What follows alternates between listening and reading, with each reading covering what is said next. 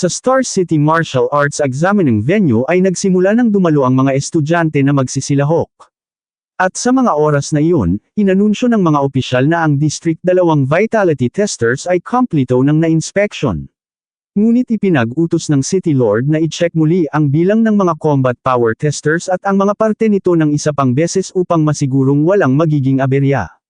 Sa mga oras na iyon, nagtanong si President Wu sa City Lord kung hindi ba't susunduin ito ang mga examiner. Sumagot ang City Lord na naroon na raw ang mga ito at itinuro ang direksyon kung nasaan ito.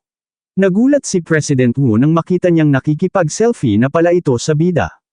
Nagtaka ang bida nang biglang umakbay sa kanya si Wang Lindao. Tinanong niya kung sino ito, at agad naman itong nagpakilala na siya si Wang Lindao, ang examiner para sa assessment na ito.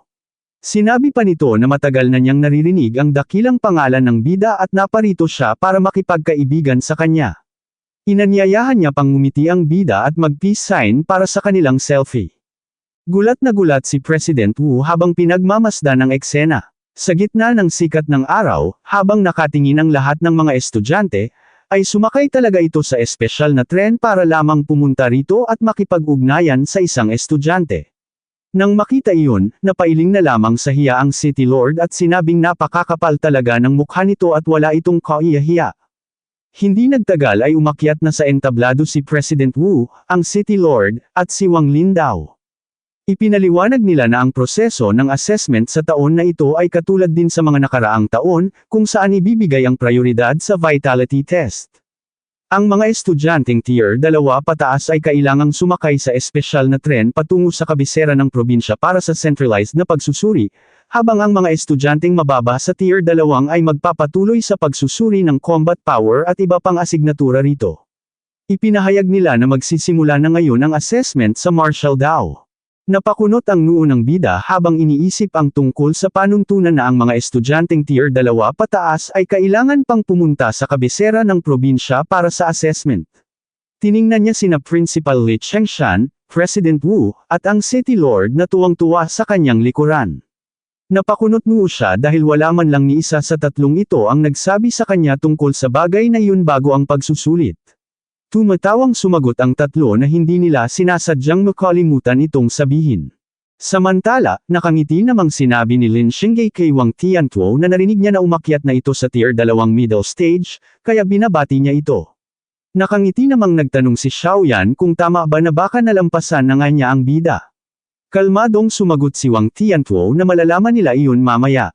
Agad na nagtipon-tipon ang mga examinee kung saan pumasok na ang bida para sa vitality test. Pinagmamasdan siya ng mga examinee at sinabing pinapanatili talaga sila nitong nasa pananabik. Napamura naman si Lin Xingge at nagtatakang nagtanong kung sadya bang curious ang lahat sa kasalukuyang tier ng bida. May ilang nagsabi na ang bida ang pinakamalakas na kukuha ng pagsusulit sa sining ng pakikipaglaban sa kanilang batch, at nagtatanong kung sa tingin ba ng iba ay umabot na ito sa isang Tier 2 middle stage. Sinabi naman ng isa na ang bida ay isang superhenyo, kaya pusta niya ay nasa Tier 2 high stage na ito. Ngunit nagulat ang lahat nang may sumigaw na tingnan nila ang bida dahil magsisimula na ang assessment nito.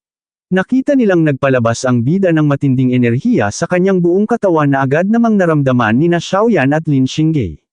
Hindi sila makapaniwala sa lakas ng enerhiyang kanilang nararamdaman, at lalo silang natigilan nang makita nilang lumabas sa screen na umabot ang vitality nito sa mahigit 1,000. Gulat na gulat silang napalingon kay Wang Tiantuo habang itinuturo ang bida.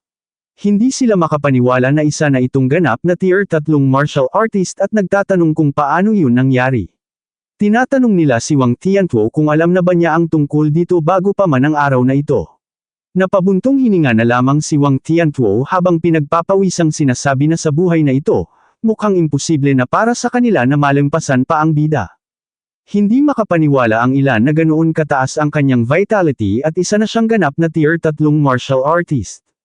Hindi pa raw sila nakakarinig na may lumabas na Tier 3 martial artist sa martial exam ng Star City, at mas matindi pa raw ang bida kaysa sa kanilang mga guro. Bigla namang sumingit ang kaibigan ng bida at sinabi sa lahat na ang bida ay ang kanyang mabuting kapatid, at siya ang professional na sparring partner nito. Dahil sa kanyang sinabi, kinainggitan siya ng mga ito na mayroon siyang isang henyong kapatid. Mula naman sa venue private room, napamura ang ama ni Lin Xingge sa matinding pagkamangha. Gulat na gulat siya at nagtatakang nagtanong kung bakit hindi na lang naging anak niya ang bida, o kaya naman ay kung bakit hindi na lang naging babae ang anak niyang si Lin Xingge. Napasigaw din sa gulat ang ama ni Xiao Yan at sinabing kailangan niyang pagbihisin ng maganda ang kanyang anak na babae dahil kailangan niyang maging manugang ang batang iyon. Agad na tumayo ang City Lord at magalang na bumati kay President Wu para sa pagpapalaki ng isang napakahusay na henyo. Sinabi niya na tiyak na makakamit muli ng Star City Martial Arts Association ang kasikatan. Magalang din na bumati sa kanya si President Wu at pinuri rin ang City Lord dahil sa pagpapalaki at paggabay nito sa isang napakahusay na henyo, na tiyak na magiging susi upang umunlad ng mabilis ang buong Star City. Bigla namang napangiti si Wang Lindao habang iniisip na taon-taon siyang naglalakbay sa iba't ibang lugar para mamahala sa mga martial exam, kaya maaari siyang ituring na may malawak na kaalaman. Ngunit sa isang lungsod na may katamtaman hanggang mababang ranggo tulad ng Star City, sa ilalim ng mga normal na sitwasyon, ay napakabihira kahit ang mga kukuha ng pagsusulit na umabot sa Tier 2 martial artist. Alam niya na hindi sa walang talento ang mga estudyante sa Star City, kundi ang agwat sa mga yaman para sa kultibasyon sa pagitan ng maliliit na lungsod at malalaking lungsod ay sadyang napakalaki. Ang magawang lumaki at mag-level up bilang isang Tier 3 martial artist sa isang maliit na lungsod na salat sa yaman tulad ng Star City ay isang lubhang katatakutang pag-iral. Inisip niya na kung mayroon lamang itong mga kondisyon sa edukasyon at yaman sa kultibasyon na katulad ng mga estudyante sa Magic Capital at sa Imperial Capital, maaaring isa na itong ganap na Tier 4 na martial artist. Para kay Wang Lindao, walang pag-aalinlangan na ang bida ang taong may pinakamalakas na talento na nakilala niya sa kanyang buong buhay. Bago pa man tuluyang makalabas ang bida sa Vitality Tester Room, nagulat siya nang salubungin siya ng pagbati ng kanyang kaibigan at ng mga kasama nito. Banibiro pa siya ng mga ito habang sumisigaw na gusto raw nilang magka-baby sa kanya at sobrang mahal na mahal daw nila siya. Napabuntong hininga na lamang ang bida habang iniisip na ang pakiramdam na pinapanood ng walang katapusang bilang ng mga tao ay sadyang napakahirap sa pakiramdam. Pagkatapos ng pagsusuring iyon, silang apat ang napili sa buong Star City para sa susunod na yugto. Ang tatlo sa kanyang mga makakasama, kabilang si Wang Tiantuo, ay ang mga nakaabot sa Tier 2 martial artist.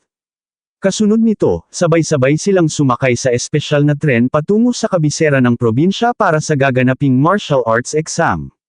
Pagpasok pa lamang nila sa loob ng tren ay bigla silang nagulat nang makita nilang marami ng nakaupong mga martial artists doon mula sa ibang mga lungsod. Bago pa man sila tuluyang makapunta sa kanilang mga pwesto, ang mga estudyanteng nakaupo ay biglang nagpakawala ng matinding enerhiya. Nakangisi ang mga ito habang pinagsasama-sama ang kanilang naglalakihang aura at energy intent patungo sa direksyon nilang apat upang sila ay sindakan. Napakunot ang noo ni Lin Xingge dahil sa biglaang pagpapakita ng mga ito ng matinding lakas. Galit naman na sinabi ni Xiao Yan na panoorin siya ng mga ito, dahil gagamit siya ng kanyang spiritual telekinesis upang itulak ang mga ito pabalik. Mayabang din na sinabi ni Wang Tiantuo na hindi pwedeng mapahiya ang kanilang Star City sa harap ng ibang lugar. Hindi nagsalita ang bida, ngunit tahimik siyang nagpakawala ng matinding asul na enerhiya mula sa kanyang buong katawan. At nang sumabog ang lakas na ito, lubos na nagulat sina Tiantuo at Xiao Yan.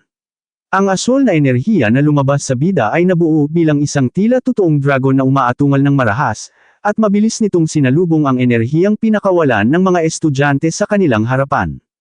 Sa tindi ng impact at pressure ng kanyang enerhiya, napasigaw sa gulat ang mga estudyanteng naghahamon at napatikip ng kanilang mga mukha dahil sa tindi ng aurang pinakawalan ng bida. Nabahala ang lahat at agad nilang napagtanto na ang kaharap nila ay isang ganap na Tier 3 martial artist. Hindi sila makapaniwala na ang isang maliit at salat na lugar gaya ng Star City ay nagluwal talaga ng isang Tier 3 na halimaw. Nang unti-unti nang naglalaho ang enerhiyang pinakawalan ng bida, natulala si Wang Tiantuo dahil ang pressure na naramdaman niya ay tila hindi nahuhuli sa isang Tier 3 middle stage na antas.